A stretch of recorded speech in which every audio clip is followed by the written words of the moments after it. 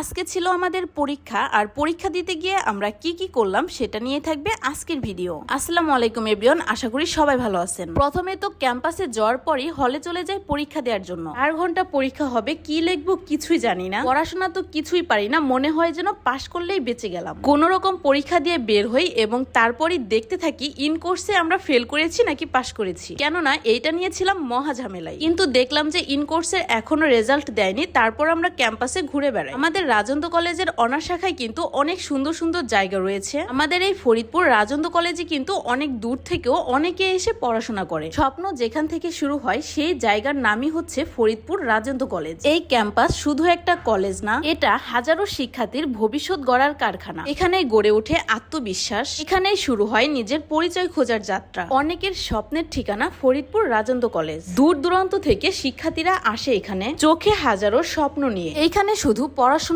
হয় না, এইখানে গড়ে ওঠে ভবিষ্যৎ এবং নিজের পরিচয়। আপনারা যারা এখনো ফরিদপুর রাজেন্দ্র কলেজ অনার্স শাখায় আসেননি, তারা একবার হলেও ঘুরে আসতে পারেন। আমাদের ক্যাম্পাসটা কিন্তু সত্যিই অনেক সুন্দর। তারপরেই তো দেখি এই ভাইরাল মামা ফুচকা বিক্রি করতেছে, কিন্তু এইখান থেকে আর খাওয়া হয় না। পাশেই দেখি এক আন্টি ফুচকা এবং ঝালমুড়ি বিক্রি করছে। প্রথমেই 1 প্লেট ঝালমুড়ি অর্ডার দেই এবং এই ঝালমুড়িটা সত্যি বলতে অনেক বেশি ভালো লেগেছে। আপনারা চাইলে কিন্তু এইখান থেকে এই ঝালমুড়িটা টেস্ট করে দেখতে পারেন। আর সাথে নিয়েছিলাম ছোট ফুচকা। 20 টাকার 1 প্লেটে 10 পিস ফুচকা থাকে। ছোট ফুচকা খেতে কিন্তু বেশ মজা লাগে।